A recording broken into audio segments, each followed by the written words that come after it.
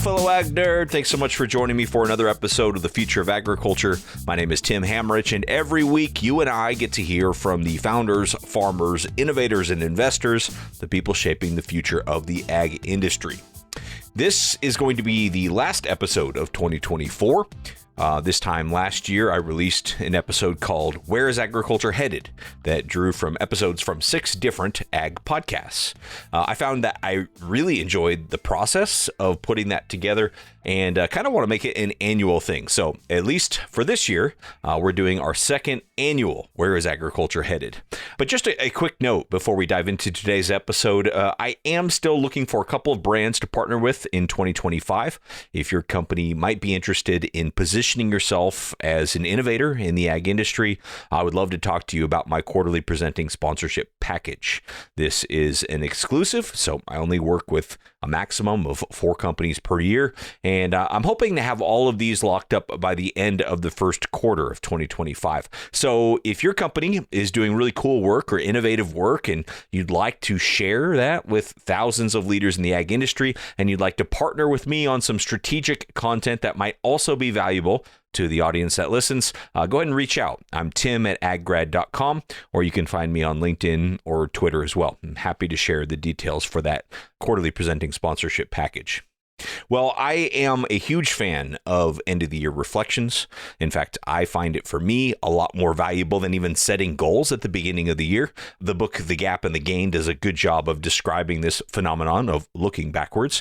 So this is the 6th year in a row of doing some sort of reflection episode to end the year on this podcast. And like last year, I reached out to other ag podcasters that I respect and that we share some sort of overlap in the types of topics we cover. That overlap tends to be in either ag technology or business or economics or sustainability or science or entrepreneurship or some sort of mix of multiple of those things. But I asked the hosts of these podcasts to pick 1 to 3 of their episodes from this year that they think are most indicative of where the future of agriculture might be headed. So while most people are curling up with a book or a movie during the holiday season, I like to binge on some ag podcasts. But I wouldn't be doing this if I didn't really enjoy doing it, and if I didn't think that the insights that come from these episodes are worth it. And I really do think they are. I knew each podcast episode I would be recommended would be good. I obviously wouldn't have reached out to these people if I wasn't confident they did great work. What has surprised me, though, both last year and this year, is how different each and every suggestion was. So today we're going to touch on a wide range of topics, things like genetic engineering, artificial intelligence, the farm economy, farmland prices, growth and consolidation, de-commoditization, soil health, sustainable packaging, and more. So buckle up. This should be fun. I do want to clarify up front, though, that it's certainly not my intention to leave any ag podcast out of this list. There are so many ag podcasts out there, and a lot of them are very, very good. I just only had so much space, so I went with the shows that seem to most overlap with the content we cover on this one. But with that said, these are 7 great shows to add to your queue if you aren't already a regular listener. The shows included in today's episode are The Modern Acre podcast by Tim and Tyler Nuss, AgTech So What by Sarah Nolette and her team at Tenacious Ventures, The Business of Agriculture by Damian Mason, The Pace Setter podcast by Joe Mosier, Farm for Profit by Tanner Winteroff, Corey Hillebo, and David Whitaker, The Regenerative Agriculture podcast by John Kempf and the team at AEA, and Fresh Takes on Tech by Vonnie Estes and the team at the International Fresh Produce Association. And we'll start here with The Modern Acre. On episode 351 of theirs this past June, they interviewed David Friedberg. Yep, that David Friedberg of the Climate Corp and All In podcast fame, about his latest role as the CEO of Ohalo. This episode is definitely worth a listen as it gets into some of the fascinating nuances in both genetic engineering and in building an ag tech company. But I thought the clip I would share with you for today's roundup episode is where David is describing to Tim and Tyler the insight that led him to not only funding Ohalo, but then later taking on the CEO role himself. The premise of Ohalo was that we could get plants to contribute their whole genome to their offspring. you're effectively converting meiosis to mitosis. Mitosis is the process by which cells divide in a biological organism, and they divide and they make a complete copy of the DNA. Meiosis is the process by which cells divide to make sex cells. So in humans, right, making sperm or ovary, a sex cell is produced, and the sex cells only have half the DNA. They only have half the genome. And it's a random half. It's a random selection of genes that fuse together to make that half. And so then when two sex cells come together, they form a new organism, half from the mother, half from the father. And you're getting half of the mother's DNA and half of the father's DNA. And the concept behind Ohalo was that if we could get sex cells to basically be the whole genome of the parent, of the mother or the father, and then those two sex cells would come together, you would get the entire genome of the mother, the entire genome of the father, and the offspring would have effectively double the number of chromosomes, double the number of genes, double the total DNA. And we see this in agriculture. It's called polyploidy, and it refers to there being multiple sets of chromosomes, more than two, in an organism. And the concept was if we could do this, we could actually we should realize a couple of things. One is we should realize that we could stack traits together. So disease resistant from a mother, drought resistant from the father, but you don't have to make the trade-offs like you do in plant breeding today, where you give up other good traits in order to try and stack those two traits together. And so often plant breeding is this random like rolling of the dice. You're trying to combine two plants, and then you got to look at each seed, grow it up and see what happens and see what traits you got and what traits you lost. And so it's a very expensive, laborious, time-consuming, and sometimes unsuccessful process doing plant breeding. But with this system, with Ohalo, we'd be able to stack all the traits together. And the second effect would be that you'd get more genetic diversity in the organism. And genetic diversity, like we see in hybrid plants, like what happened in 1914 when George Shull created hybrid corn, demonstrated you get what's called heterosis or hybrid vigor. The plant ends up bigger, healthier, faster growing than either of its parents when you increase the genetic diversity in the offspring, when you hybridize. And so the concept was in boosted, we should see the same sort of thing. We should see healthier, bigger, faster growing plants. So that was the theory. And in every experiment we ran, the results were incredible. The yield goes through the roof. Everything we expected would happen happened. The genetic diversity creates hybrid vigor, creates faster growing, healthier plants, bigger plants. Yields go through the roof. Both vegetative biomass and seed biomass, so depending on the crop you're growing, you actually will see an improvement in yield, energy efficiency, resource efficiency, everything that we had hoped would happen. So it was pretty apparent that the system that we built that we call boosted breeding could be applied to pretty much any plant, any crop. And it's time to kind of think about building a really important business here. When Tim and Tyler interviewed David, the company had announced at that time that they were starting to commercialize this work in potatoes. Since the episode came out, they've also announced work in almonds and in strawberries. There is not another entrepreneur CEO out there like David Friedberg in ag tech, at least that I am aware of. And he's definitely focused on one of the most interesting and exciting areas of agricultural innovation right now. So super cool episode. I've reflected many times on my interview from World Agritech with Tom Adams of Pairwise and Todd Rands of LO Life, talking about how they are using the latest in gene editing tools. That became episode 412 of this podcast, called Biological is Not a Category. But the entire Modern Acre episode with David is definitely worth a listen. I would add that one to the top of your queue after this if you haven't listened already. I'll link to all of these episodes in the show notes. The only buzz that could potentially rival that of gene editing and genetics in ag tech right now could possibly be artificial intelligence. So I was personally excited when Sarah Nolette of AgTech So What recommended her episode 203 with Feroz Sheikh that was titled How Syngenta is Thinking About AI. When Sarah sent it to me, she included a note that said his humility and candor was remarkably unique for someone in his type of role at a big company like Syngenta, and I have to agree. He was very open about how the company is thinking about the impact of artificial intelligence on agriculture in general and on Syngenta specifically. And this has been a very pragmatic and a discussion in our boardrooms that I am very proud of. That even with all of the hype around AI, when we had our discussions within the executive team, we flipped the question. We said that let's not ask about what are the 5 things we can do with AI.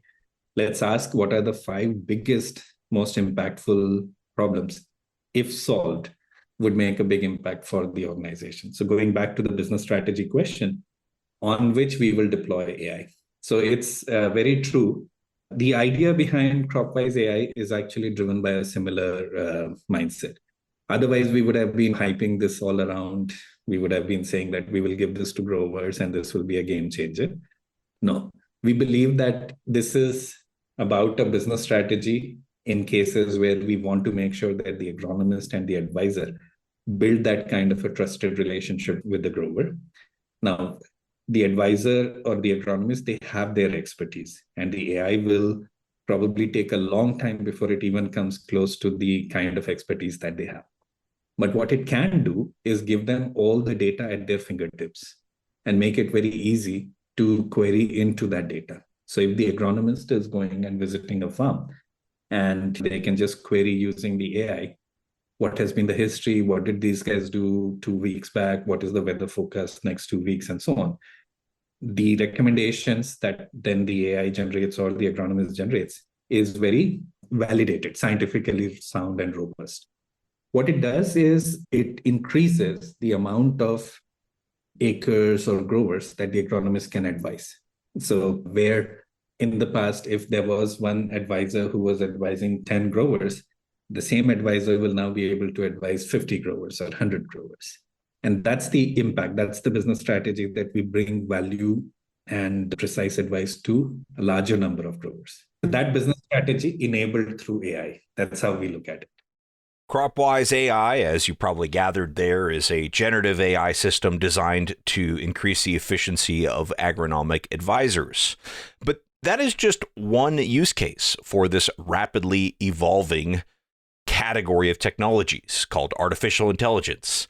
An idea that's definitely going to stick with me from this episode with Feroz and Sarah is the framework Syngenta is using to help them think about how to approach AI, categorizing them as toys, tools, or transformative technologies. So we came up with this internal approach that we call as toys, tools, and transformative technologies, especially in the context of AI.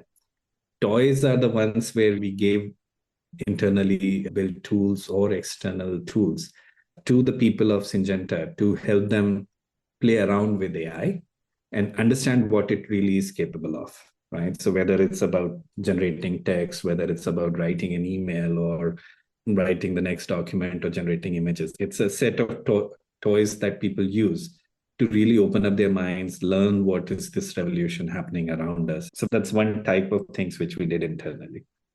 The second is the space of tools, which is essentially where we say that as a company, we are consumers of such AI technologies.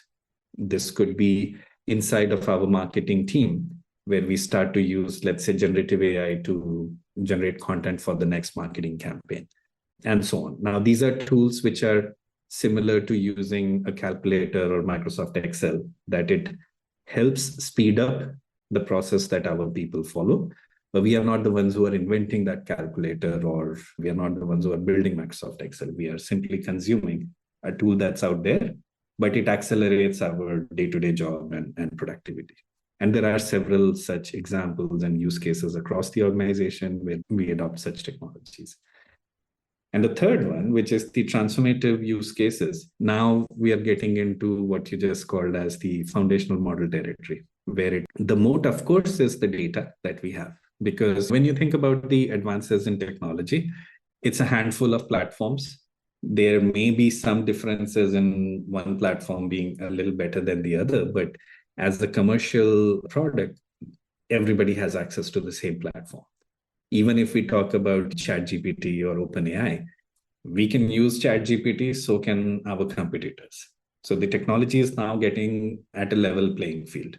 The difference would remain data, and what our data can give us insights when it is better utilized will determine if we can move ahead in this game or not. So that's where we are looking at some of the forward-looking innovation and driving business differentiation by using this data. Internally building some of those capabilities ourselves. So we are in the process, and we've been using this for a few years already. but also looking at external partners. So whether it's startups or external companies who can collaborate with us to co-create this kind of a technology for the future. There is a lot in that episode that you really need to listen to if you're interested in AI and agriculture at all, including when Feroz describes what he got wrong about AI. He recounts that he thought that purpose-built models that focus on specific use cases, like in agriculture as an example, would outperform the general purpose models. A thesis, he says, that has not turned out to be true in most cases. A really interesting episode. I definitely consider it a must listen for you ag tech nerds out there. And again, all of these will be linked in the show notes. Next, we're going to pivot a little bit from tech episodes into more business and economics focused shows. A good place to start is with Damian Mason's Business of Agriculture podcast. Any of you who have seen Damian Mason speak or consumed any of his content already know that he usually leads with a pretty strong point of view, and he's not afraid to bring up something that might challenge the status quo. One of his viewpoints in recent years has been that the ag industry is approaching the point in a lot of markets that we're oversupplying. We're oversupplied, and that it's only a matter of time before the basic economics is going to reflect this. Recent farm economic trends would seem to support his point of view on this. After record years in the farm economy in 21, 22, and 23, 2024 was definitely a big step backwards. And this is not just in Midwest row crops. As Damian's guest on episode 371 explained this past month, his guest was Kurt Covington of Ag America Lending, and the title of the episode is The Agriculture Economy, How Bad Is It and Where Is It Going? Kurt covers all 50 states in his work, but it was his analysis of what's going on out west in specialty crops that caught my attention. I live in Idaho. I work a lot with people on the West Coast, particularly in perennial crops, and I was aware of the current financial challenges. But I have to admit, the picture that Kurt and Damian painted was bleaker than I expected. So why is it that things are worse on what we call specialty than broadacre? Yeah, I think a lot of the specialty crops are overplanted and overproduced. That's just bottom line. You can only move so much of those commodities in the domestic market. The export markets are, particularly almonds, 80% of that crop is exported. So a combination of overproduction mixed with, kind of a rebound from the COVID era. Yep. And I can go up and down the list. If you look at the apple market up in the Pacific Northwest, it's trashed. Just completely trashed. And even the newer, more exciting varieties are having a hard time moving those. You move down into California, and probably one of the favorite things you and I used to do was drink wine. Well, now that we're getting older and we're trading down into the cheap stuff in the box, the next generation coming in isn't drinking it. And the wine inventory, it's littered with bankruptcies and just troubled assets. And then you just move into the nut sector and you just literally a function of overplanting, overproduction, yep. And here we are today. The next thing that's going to start happening is you're going to have these farmers that get into a position where they have no liquidity and they're not refinanceable. It'll force many of them into either a restructured loan arrangement with their banker, or they'll end up in Chapter 12, Chapter 11 bankruptcy, or maybe something worse. Then what happens is the next thing that happens, you start getting tumbling land values. Everyone talks about, and I keep hearing this, and maybe it's because I'm not an economist. When everybody says, well, the debt to asset ratio is still good at 13%. If you take a look at the growth in assets on the farm, on just any farm, yeah. Any sector, any part of this country, I don't really care where it is. 80% of that growth in net worth has all been unearned. They didn't earn it. Yeah, you mean it's just appreciating assets. Appreciation of land. Appreciating assets. Now, yeah, you're starting to see land values starting to peak. They're starting to flatten out in certain areas, and you're starting to see not only the growth, the decrease in the growth rate, but you're also seeing some areas where land values are declining. Land value, I hate to keep pointing out to California, but the average value of almond ground in California, up and down the state was around between, probably it peaked at probably 35,000 an acre. See, I was going to guess, by the way, you always say I got things I want to talk about. I want to talk about all this stuff because we're talking about the ag economy in the United States of America, which obviously also has a little bit of tentacles into Canada and Mexico because of our trade partners. So I was going to say about 30 grand an acre was what an acre of almond trees was worth. You said it peaked around 35. And let me guess, even though the water, and if you can get the water, and that's always a big factor out there, not so much in places like where I'm from, but you're saying, I'm going to guess that now I could buy that acre of almonds for 20? 15. Okay, so less than half.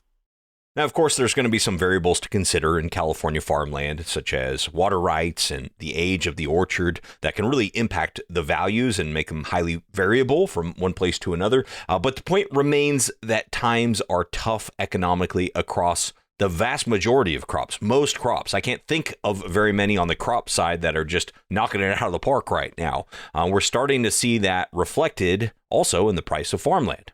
As Kurt and Damien point out, these economic downturns in agriculture tend to last multiple years.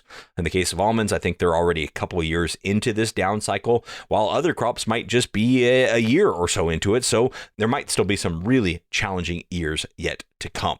A lot of thought-provoking points there from Damien and Kurt. Give the Business of Agriculture, episode 371, a listen.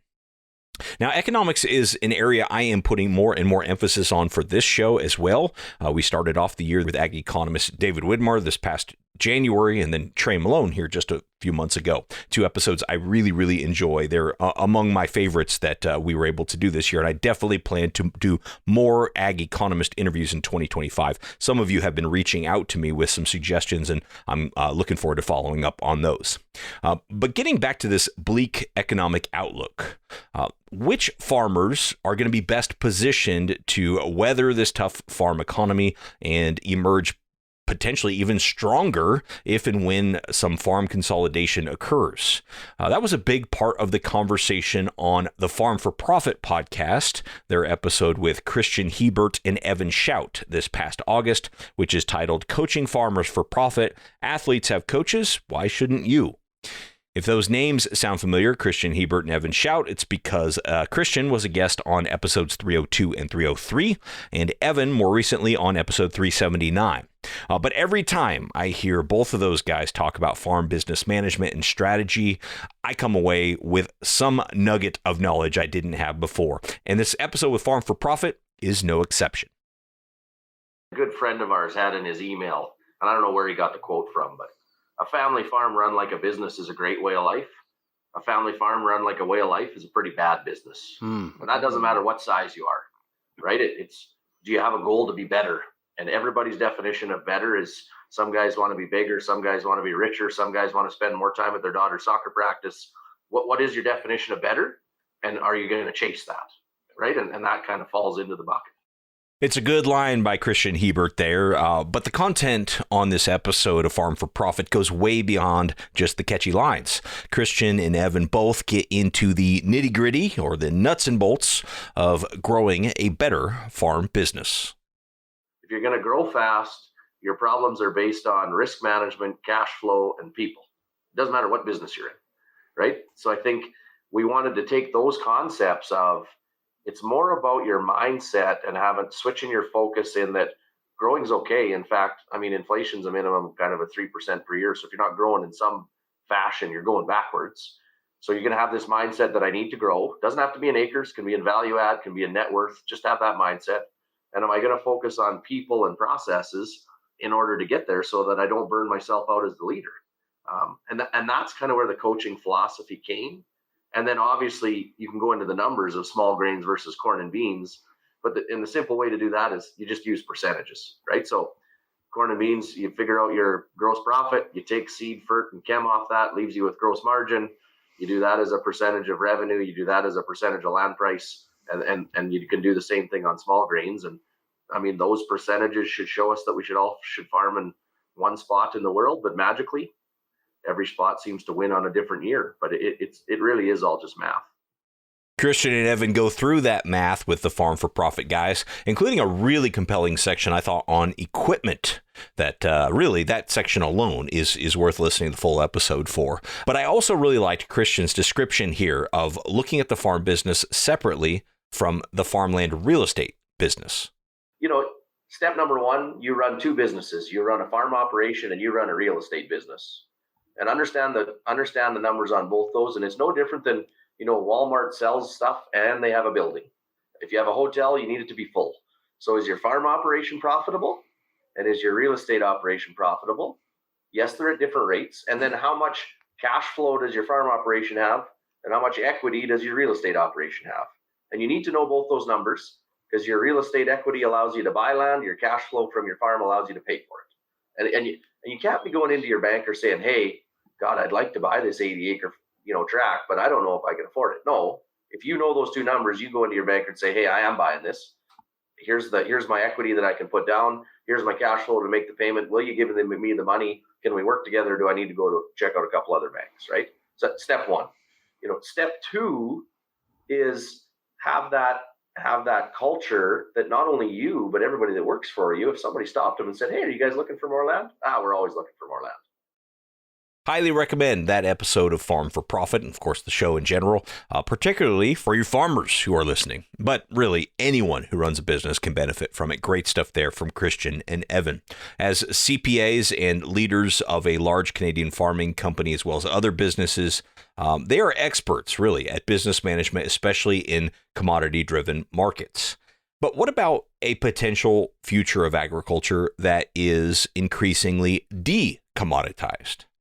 There is a growing demand for products that don't necessarily fit into the commodity infrastructure that dominates our food system. And I should be clear, enables our food system. An interesting conversation, though, on the Pacesetter podcast is their episode 62 titled Navigating the De-commoditization of Ag. Host Joe Mosier speaks with Daniel O of Ag Certain. Joe's podcast is a new addition to this list this year. Joe says through the Pacesetter pod, he's looking to help elevate thinking on strategy execution across the ag supply and value chain. But in this episode, guest Daniel O is talking about Ag Uncertain's hypothesis that de-commoditization of ag via growing specialty products and complex processing is colliding head-on with the capital intensity of that processing and reducing profitable options for these companies. We now have a blending of physical attributes and intangible attributes around things that we eat, put on our body, put around ourselves, put in our homes, where people increasingly have awareness of how something affects them or how they wish or want to vote with their dollars around how something was done or produced, or quite frankly, they may not know, so they're influenced by marketing, and they are following someone else's guidance around what the right thing to do is. And the wonderful thing about the commodity industrial agricultural system that we've created in North America, from Canada all the way down to Mexico, is that we have great nutrition availability, very high quality food that is healthy and nutritious. At the same time, as all of this has come together so we can produce lots at high rates at relatively small cost per unit, we have made it nearly impossible for a large system to produce smaller batches of discrete identity products. So, for example, if you want to have industrial yellow number 2 corn, you can go get that anywhere. But if you want to have non-GMO corn, or you want to have organic non-GMO corn, and you want to have it for whatever reason, maybe you're processing it and you need it for the oil, or you're processing it and you need it for the feed that comes out, the protein. It's hard to do that because the system is set up for very large. And over the last 50 years, what used to be family and co-op, smaller size operations, how they're dispersed, we efficiently, as a economic system, basically said, we don't need that. We're going to get bigger and bigger.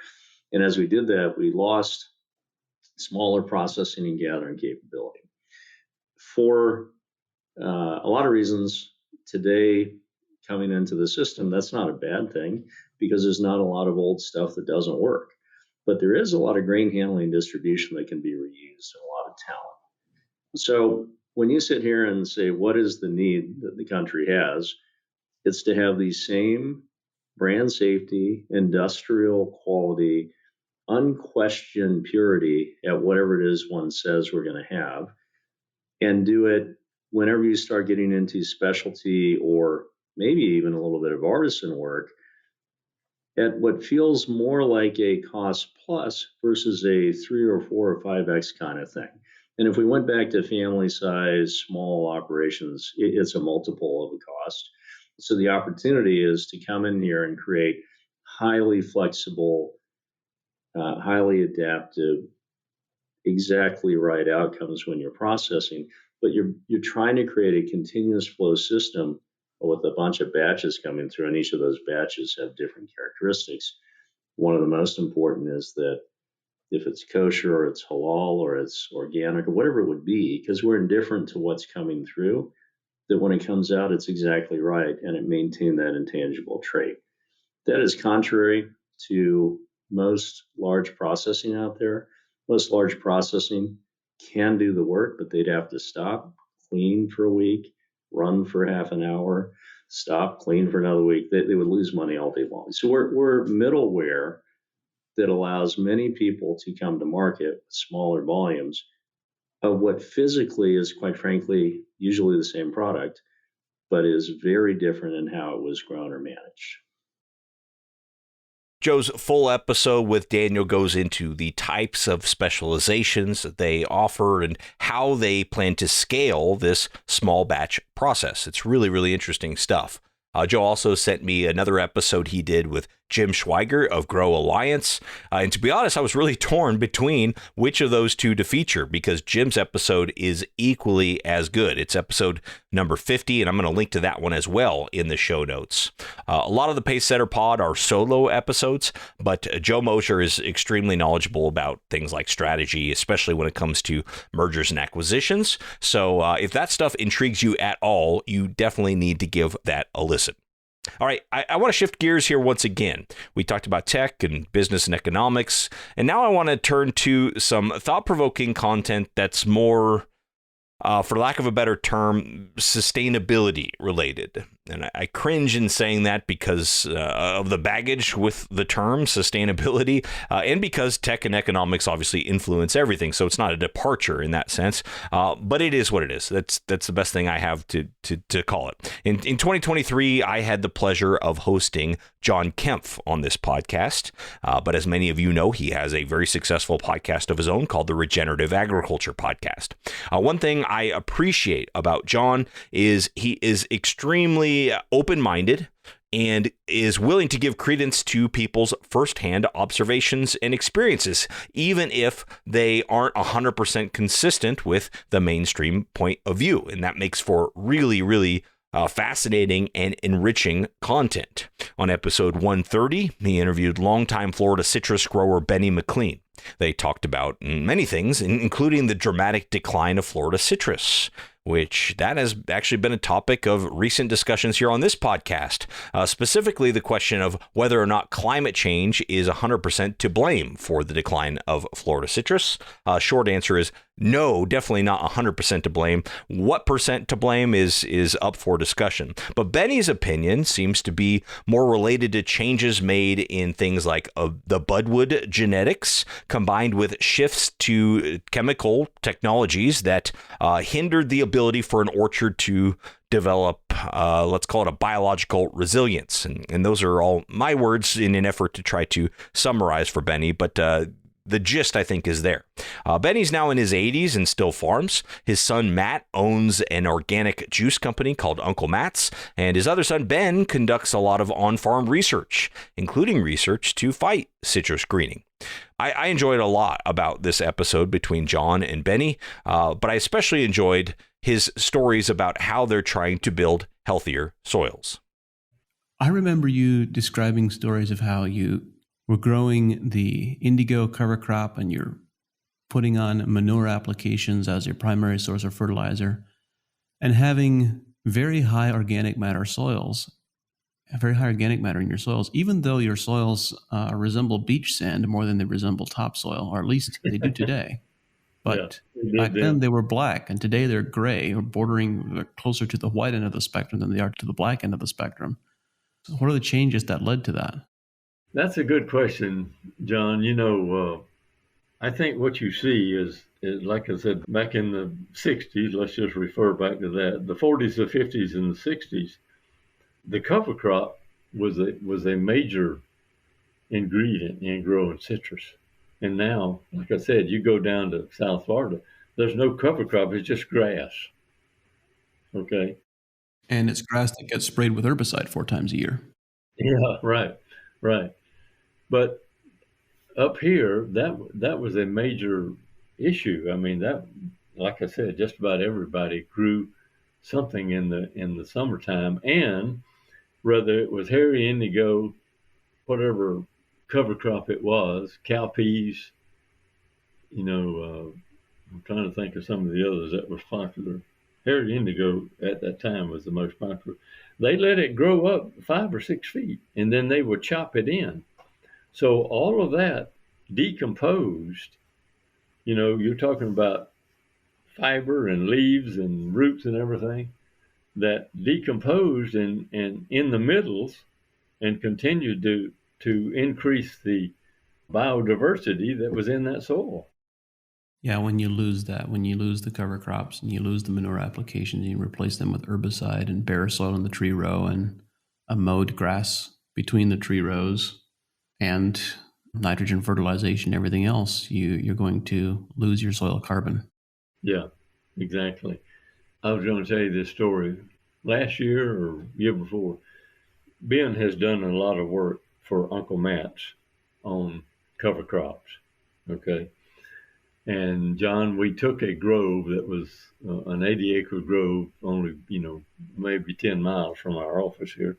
And Ben went in, and it was a Valencia grove, and he pulled soil samples in 5 middles. Okay. And it came up, and we were trying to see what the cover crop would do to the nutrition in the soil, the zinc, manganese, iron, boron, copper. Was there any benefit? Okay. So anyway, we planted cowpeas in there, and in 60 days, they had all flowered, bloomed, everything. And we came in and we cut them in. All right. So Ben went back about 65, 70 days after we planted the cowpeas and pulled soil samples in the same areas, the same middles, everything. And John, if I hadn't seen it with my own eyes, I would have questioned it. Sandy soil. It increased the manganese levels by 20%. Okay, with cowpeas. Why? And now I stand up in these meetings and I say, why isn't this public information? The growers need to know this. The most expensive thing I got to add to the soil is manganese if I got to go out and buy it. And that was just cowpeas. We haven't done one with hairy indigo. We haven't done one with any of the other cover crop that are, we talk about all the time. Yeah, and imagine what happens when you perhaps begin planting some of those plants in combination with each other. Yeah, and that's what we've got. We've got some combos now, and Ben's, we're fixing to cut them in here in another week or so, and Ben was going to go out there and pull soil samples in there. Now, as I think about the future of agriculture, sure, tech comes to mind and incentives and economics comes to mind, but I also have no doubt that it will include more systems-based approaches that start with healthier soil and healthier ecology and biology on the farm. Benny McLean is seeing it down there in Florida, but it's happening everywhere. I mean, you even heard it from Matt Wallenstein on this podcast this year, talking about Syngenta's focus on soil health. If you're interested in long-form interviews with people sharing their firsthand experiences with regenerative practices, be sure to listen to the Regenerative Agriculture podcast. And a great place to start, in my humble opinion, is their episode 94, which is my interview with John. It was first on this podcast and then replayed on his. One aspect of agricultural sustainability, though, that I don't think we talk about near enough is our reliance on plastic. Ag, especially produce, has a major plastic problem. And kudos to Vonnie Estes for taking it on headfirst this year on her podcast, Fresh Takes on Tech. It was episode 106 that Vonnie hosted Andrew Stevens, senior policy advisor at the USDA Foreign Agricultural Service, who described the regulations that are already in place to push the industry to finding alternatives to single-use plastic packaging. So the first thing that sort of kicked this off was in 2022, France began a ban on all single-use plastic packaging for fresh fruits and vegetables sold at retail. That ban is being phased in by 2026. And the longest phase-out periods were products like fresh berries that are more fragile. A similar measure is nearing the finish line at the European Union. So the 27 EU member states are in the final stages of adopting the Packaging and Packaging Waste Regulation, or PPWR. That also repeats the ban on nearly all single-use plastic packaging for fresh fruit and vegetables. Both France and the EU also require stickers, PLU stickers, to be compostable, sometimes home compostable, sometimes not. It's unclear yet. And then in August of 2024, the Environment Ministry in Canada published a pre-regulatory framework. And in that framework, they proposed a voluntary plan for the 6 largest retailers to voluntarily phase out 95% of single-use plastic packaging for fresh fruit and vegetables by 2028. While these are the most extreme regulatory measures, there's also a broad set of measures both in the US and in other countries that are emerging. So many of you listeners are probably aware of sustainable packaging laws in California, Oregon, Colorado, and Maine, but we could see dozens of more states adopting sustainable packaging laws in the next few years. Even if there is not a ban in any of these countries, we're going to see broader regulations that will require packaging to be recyclable, reusable, or compostable by the end of the decade. And California is a good example. So in some ways, the fresh fruit and vegetable industry was excluded from the immediate obligation of California, but many of these other obligations will apply. It may not apply to the on-farm pack house, but it'll apply to the distributor. So such things as packaging minimizations or reductions. That's a challenge. How do you do that, right? So I think we all need to be getting ready for these things. Well, make sure you listen to that full episode of Fresh Takes on Tech, which I should mention also includes International Fresh Produce Association CTO Max Toplitsky, who describes the collaborative efforts that are already underway by the industry, a lot of public-private partnerships to innovate in this area of sustainable packaging.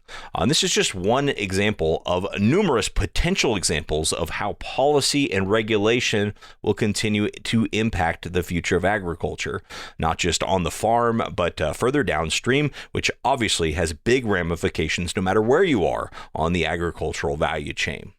Well, that is going to do it for 2024 for this show.